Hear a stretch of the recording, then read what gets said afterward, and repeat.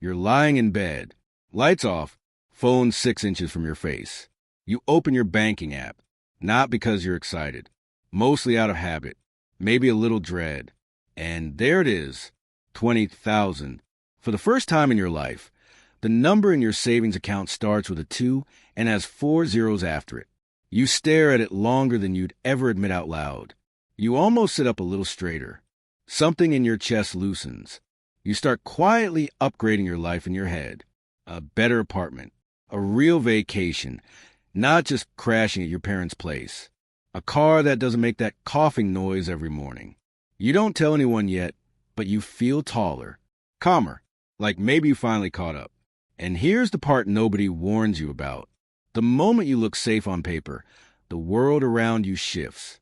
Your bank suddenly wants to reward you with a premium card. Shiny metal. Higher limit. Your investing app unlocks advanced features. Margin. Pro tools. Your feed fills up with people your age renovating kitchens, flying business class, buying cars with giant bows on them. Meanwhile, the Federal Reserve's own data shows that roughly 37% of adults in the U.S. still wouldn't be able to cover a $400 emergency with cash. They'd have to borrow, sell something, or just hope it goes away. So getting to $20,000 already puts you ahead of a massive chunk of people. That's why it feels like a finish line. Here's the twist. For a lot of people who actually hit that number, their savings are lower a year later.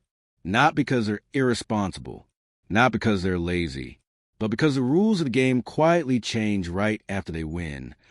If you treat $20,000 like the end of the story, you end up on this awful financial roller coaster. Up to $20,000. Down to $5,000 after a car repair. Slow crawl back to $18,000. Surprise medical bill. Back to $3,000. Repeat that cycle for a decade. But if you treat $20,000 like level 1 instead of the finish line, something different happens. You draw a line. You decide there's a number you don't drop below anymore.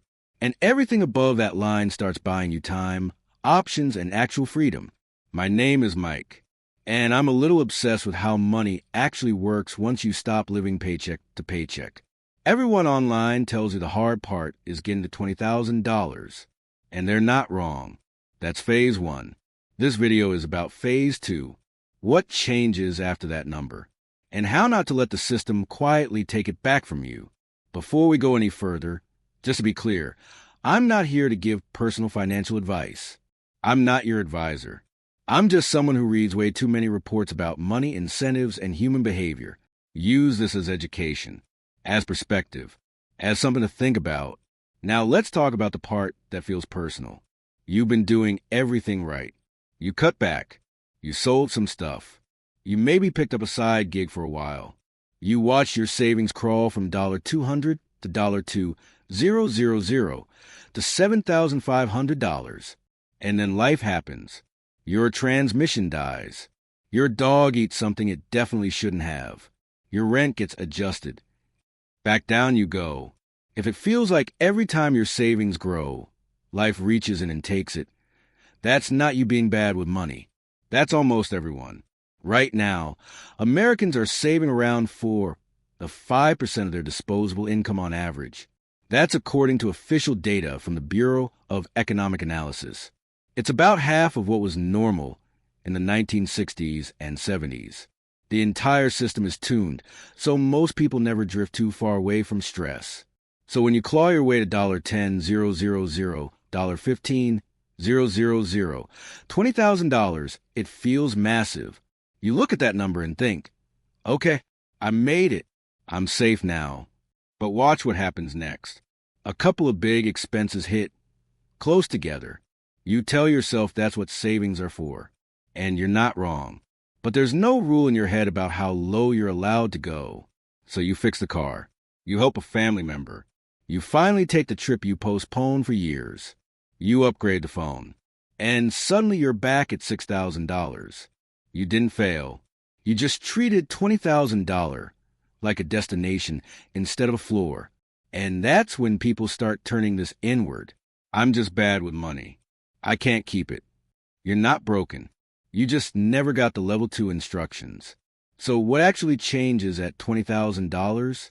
First, your brain changes. You go from I'm drowning to I might be okay. Surprise bills stop feeling catastrophic and start feeling annoying. That alone lowers your stress more than almost anything else. At the same time, the outside world changes how it sees you. Your bank flags you as someone worth selling to. Your inbox fills with exclusive offers, bigger limits, bigger loans. On paper, hitting $20,000 looks like stability. But here's the catch. It's also the moment the money world starts trying much harder to separate you from that cash. Travel sites default to nicer hotels. Credit card pre-approvals jump into 5 figures. You tell yourself, I can finally live a little.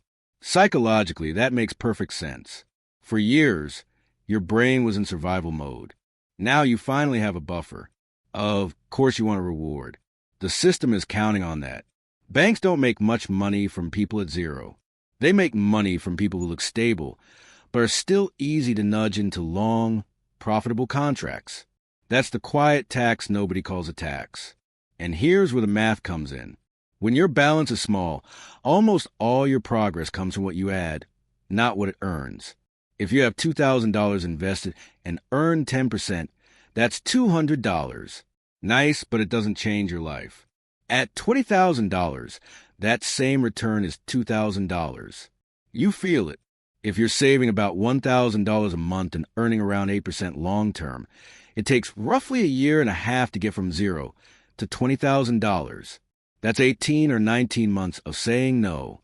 But your second $20,000 doesn't take that long. The first pile finally starts helping. The slope of the graph changes. That's when compounding stops feeling like a meme and starts feeling real. There's an emotional shift too. Research from Vanguard shows that people with even modest emergency savings report significantly higher financial well-being. Add 3 to 6 months of expenses, and stress drops again. Translation? Once you have a real buffer, your brain finally has space to think about growth instead of survival. But compounding has a catch. If you keep dipping into the pile, the math never gets a chance to work. It's like planting a tree and ripping it out of the ground every spring to check the roots. Some of you might be thinking, Mike, I can't even get to $2,000 without something breaking. Why should I care about $20,000? Because the habits that get you from $200 to $2,000 are the same ones that protect $20,000. And the world will fight you harder once you look stable than it ever did when you were obviously struggling. Now here's the sneakiest trap I see after people hit that first milestone. Identity. You spend years being the responsible one, packing lunches, saying no to trips, feeling boring at parties. Then you see $20,000 and something shifts. I'm good with money now. So you loosen the belt. Nicer clothes, better dinners. You stop checking prices as closely. You tell yourself you've earned it. And honestly, you have. The problem isn't enjoying money. The problem is that fixed costs quietly drift up until they're almost equal to your income again. Suddenly your savings are doing all the heavy lifting with no backup. You've traded panic stress for pressure stress. And the system is very happy to help. Premium cards, personal loans, featured investment funds with higher fees, buy now, pay later, fancy upgrades that skim just a little every month. None of it feels dramatic. That's what makes it dangerous. So how do you enjoy life without blowing up the base you just built? Here's the mental model I wish I learned earlier. Once you hit your first real milestone, stop thinking of it as one pile. Think in layers. There's a floor. That's your never go below this again money. Emergency expenses, rent, food, basic bills for a few months. Above that is growth. Money whose job is to buy you freedom later. Above that is fun and options, trips, upgrades, career pivots, life stuff that actually makes things better. You should enjoy your money, just not by pulling bricks out of the foundation. If your bare bones monthly expenses are $3,000, 6 months is $18,000. That might be your floor. If you have $26,000 saved, the extra lies in growth and fun. The rule is simple. You can move money between growth and fun. You don't dip below the floor unless it's a real emergency. And yes, a flash sale is not an emergency. If using that money meaningfully raises your income or safety long term, that's different. Just rebuild the floor afterward. The floor isn't a trophy. It's what keeps you out of panic mode forever. One last trap before we wrap up. Once you see real money in your investing app, it's tempting to swing for the fences. The internet is full of people who turn small amounts into huge numbers. Options, meme stocks, leverage bets. One bad swing can erase years of slow progress. Data shows this clearly. In years when a market does well, the average investor still underperforms because they jump in and out emotionally. Risk isn't bad. Risk is how you get paid. But letting one dumb risk take you back to zero is how people stay stuck. Here's how I think about it. Floor money stays boring. Growth money stays diversified and boring. Experiments stay small. Now, let me leave you with two people. Alex hits $20,000 and upgrades everything. Better car, higher rent, premium cards. Their savings bounce around for years. They make decent money but can't say no at work. Jordan hits $20,000 and draws a line, keeps costs reasonable, invests steadily, uses money to buy flexibility, not stuff. By their 40s, they have options. Same income, different freedom. Most people will touch $20,000 at some point in their life. The real question is whether you treat it like a trophy or a foundation. After $20,000, money stops being about stuff and starts being about options. Time, choice, peace of mind. Life does get easier after that number, but only if you protect it. Progress beats perfection, and foundations.